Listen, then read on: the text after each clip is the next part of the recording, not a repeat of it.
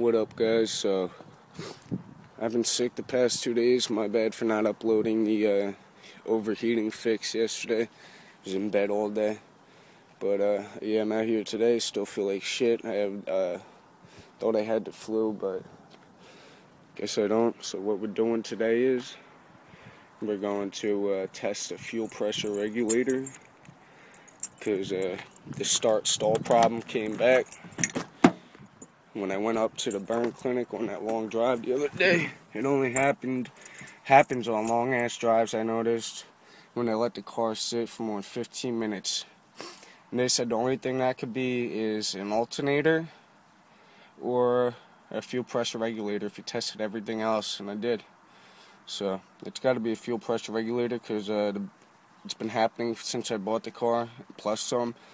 So the alternator would be dead by now. If it was the alternator. So what you're going to do is you're going to start your car up, let it run for like 15, 20, 30 minutes.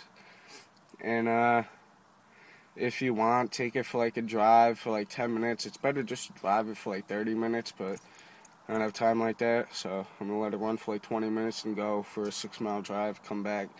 Now I'm turning the car off, and we're going to test it. So let's get it. See that? That was another thing too, a long start. But it only happens when it's warm, which means it's got to be the fuel pressure regulator. Alright, I'll film the next clip after it's been running for 30 minutes. What time is that? 10:29, 10:30. Alright guys, it's been running for an hour now. And I actually forgot it was running, so that's why I let it run for an hour. I'm about to go on a quick drive to 7-Eleven. Then I'm going to come back, turn the car off, and we'll get to that test, alright? And like I said, if you think you have a bad fuel pressure regulator, or your car is just stalling, takes a while to start, but only when it's hot, then that means you should definitely check out your fuel pressure regulator. If it starts and stalls when it's cold or hot, you want to check your vacuum lines, you want to check your IAC, and that's what I thought it was. And I cleaned out my IAC. It didn't happen for a while, and then it happened yesterday. So I'm going to go to 7-Eleven real quick, and then we're going to come back and do this test. What up, guys? It's now 12 o'clock. It means it's been running for an hour and a half straight. So I had to run inside, make coffee. I feel like shit. I'm sick as fuck. So we're going to turn it off now and get this job done. So what you're going to do now is you're looking for the fuel pressure regulator. If you don't know what that looks like, look it up for your model and year and make on your car so you know what it looks like. And then after that, go to your fuel rails in your car, and you should be able to find it pretty easily. Mine is right here, easily accessible. And this is the vacuum line. Only air is supposed to run through there. What the air does is opens up a spring and a valve to let fuel run back through this hose into the fuel tank, any fuel that's not used. When the injectors spray fuel into the engine, all the extra fuel goes right back into the fuel tank through this hose. And this is the vacuum line that controls the valve that opens up when fuel needs to be let back in. But right here there's a plate that prevents this vacuum line from getting gas in it. It blocks the gas is on this side, air is on this side. There's a plate here that prevents gas from getting here. And sometimes these get pretty decent sized holes in there, and what that does is it lets gas into the vacuum, and your car uses a ton of gas. Your gas mileage drops significantly. Like mine, I'm getting 13 miles a gallon city, 15 highway.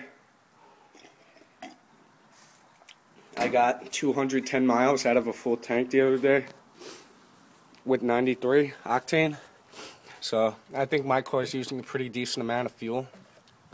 due to this thing right here. It's the only other thing that could be wrong with it, because I checked everything else, and everything else is fine. So what we're going to do now is take this hose off, like that.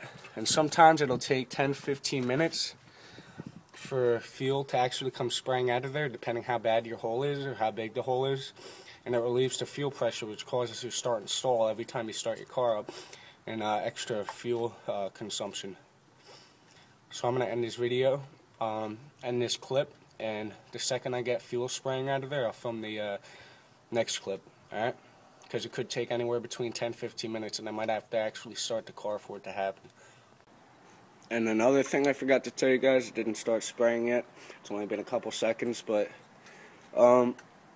if this does leak, it's a mechanical thing. It's non-electrical, which means it won't throw any codes on your computer, so you won't throw a check engine light. So if your car starts and stalls with no check engine light, definitely check this. Check the fuel injectors. Make sure they're not leaking into the engine. And I didn't check those yet. If this doesn't leak, I'm going to have to check those. And I think this is an extremely small hole because it only happens sporadically, not every single time I start the car. So I'm going to definitely check this a couple times if it doesn't spray. But yeah, it's a non-electrical component, which means it's not going to throw a code and not going to have a check engine light. What could happen if it goes bad? It'll cause the O2 sensors to run lean, and that'll throw a check engine light code.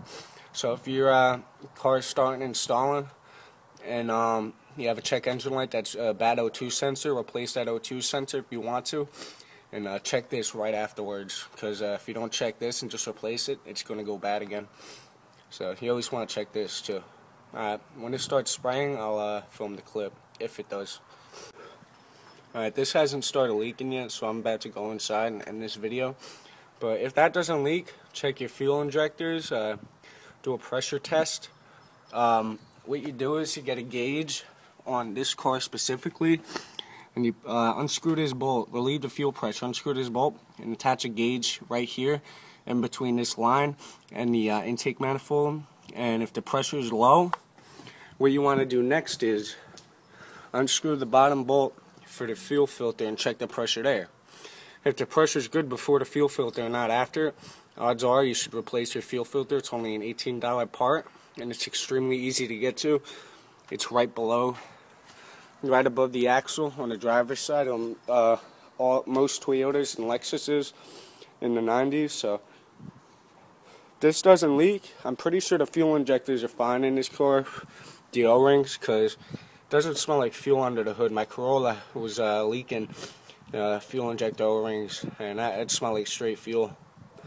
So I'm going to replace the fuel filter because this car has almost 200,000 miles, and it's the original fuel filter. The chick I bought this from never replaced it since she's owned the car in 1992. So I'm going to replace the fuel filter on Tuesday, and then I got to do an oil change too. But yeah, I got to replace that fuel filter if this is all good, because I'm pretty sure that shit's clogged up. But remember to comment, rate, subscribe if this helped you out, guys. Leave it in the comments below. Any questions, leave a comment below. And remember to follow me on Instagram at Liam's Lexus Build. It'll be in the description. And if you like this vid, give it a thumbs up. If you dislike this vid, I don't care, give it a thumbs up. And that's it. So, peace.